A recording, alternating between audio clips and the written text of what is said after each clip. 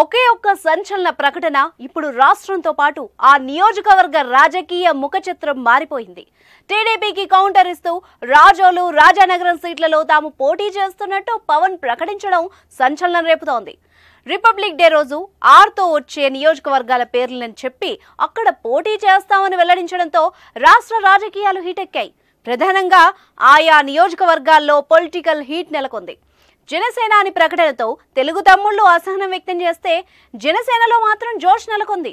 పవన్ ప్రకటన తర్వాత రాజానగరం రాజకీయాలు ఒక్కసారిగా మారిపోయాయి. గజం కేవలం 500 రూపాయలతో 1210 గజాల భూమి కేవలం 6 లక్షలు మాత్రమే. జనసేన శ్రేణులు సంబరాల్లో మునిగిపోయారు. రాజానగరంలో జనసేన ఇన్ఛార్జ్ బత్తుల రామకృష్ణ పోటీ ఖాయంగా కనిపిస్తోంది. పవన్ కళ్యాణ్ ఈసారి గోదావరి జిల్లాలపై ప్రత్యేకంగా ఫోకస్ చేశారు. వైసీపీకి అక్కడ ఒక్క సీటు రావడానికి వీల్లేదని శపథం చేశారు.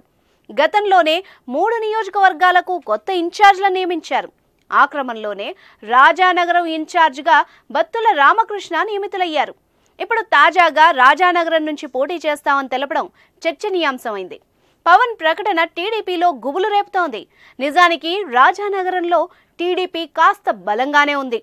నియోజకవర్గాల పునర్విభజనలో భాగంగా 2009లో రాజానగరం శాసనసభ నియోజకవర్గం ఏర్పడింది. అప్పటి నుంచి 2 ఎన్నికల్లో టీడీపీ అక్కడ విజయం సాధించింది. 2009లో జరిగినప్పుడు అక్కడి నుంచి టీడీపీ అభ్యర్థిగా పోటీ చేసిన పెందుర్తి వెంకటేష్ గెలుపొందారు. తర్వాత రాష్ట్ర విభజన జరిగిన తర్వాత 2014లోనూ అదే నియోజకవర్గం నుంచి పెందుర్తి వెంకటేష్ విజయం సాధించారు. 2019లో మాత్రం జక్కంపూడి రాజా ఘన విజయం అందుకున్నారు. దాదాపు 30,000 మెజార్టీతో విజయం సాధించారు.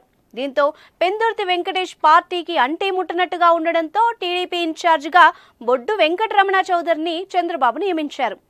ఇక ఈసారి రాజానగరంలో విజయం సాధించాలని వ్యూహాలు రచిస్తున్నారు. కానీ ఉన్నట్టుండి ఆ సీటును జనసేన ప్రకటించడం చర్చనీయాంశమైంది. పవన్ ప్రకటనపై టీడీపీ ఎలా స్పందిస్తుందో చూడాలి.